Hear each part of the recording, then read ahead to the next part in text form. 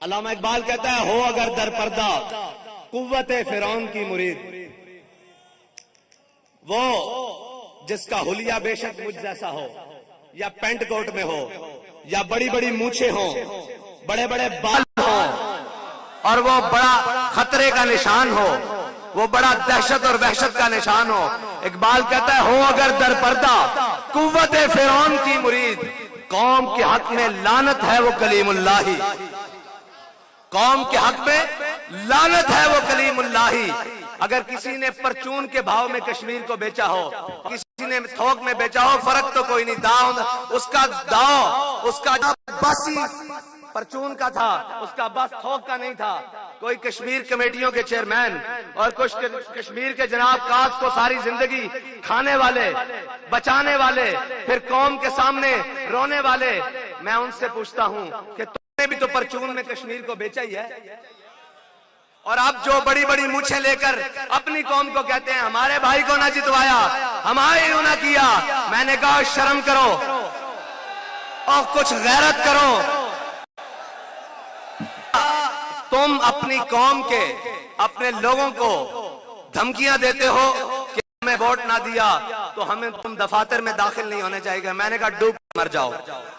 تم بھی شکل دکھانے کا قابل ہو اس قوم کو کہ تم تو ایک ہندوؤں سے بات نہیں کر سکے، تم تو کشمیر کی بیٹیوں کے لیے جا نہیں سکے، تم نے تو کشمیر کے لیے کچھ کیا نہیں، اپنی قوم کو آنکھیں دکھاتے ہو، ڈوب کے مر جاؤ۔ اقبال کہتا ہے محفل کون و مقام سحر و شام پھرے۔ اب میں آپ کا تعارف اس کو کرانے لگا ہوں جو مذہبی پنڈت ہو یا سیاسی پنڈت ہو، جو سمجھتا ہے کہ پاکستان ہو یا ڈیرہ اسماعیل خان ہو، خیبر پختونخوا ان کے باپ کی جاگیر ہے، ایسے نہیں ہے۔ یہ پاکستان لا الہ الا اللہ محمد رسول اللہ پڑھنے والوں کا قلعہ ہے۔ اس میں وہی چلے گا جو جھوٹے وعدے اور جھوٹی باتیں اور جھوٹی فنکاریاں لے کر آئے گا، اس کی ڈگڈگی اب نہیں چلے گی۔ اب تو کر کے دکھانا پڑے گا، اب تو میدان لگانا پڑے گا۔ مجھے ایک شخص کہنے لگا حضرت آپ جا رہے ہیں، وہاں تو بڑے بڑے سیاسی قد کاٹ والے اور بڑے بڑے لوگ وہاں پر ہیں، آپ کیا کریں گے؟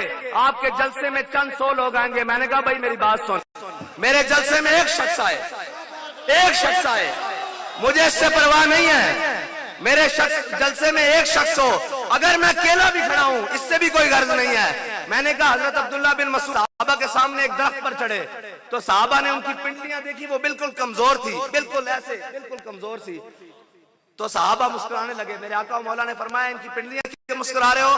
فرمایا اللہ کے ہاں قدر و قیمت بہت پہاڑ سے بھی بڑی ہے۔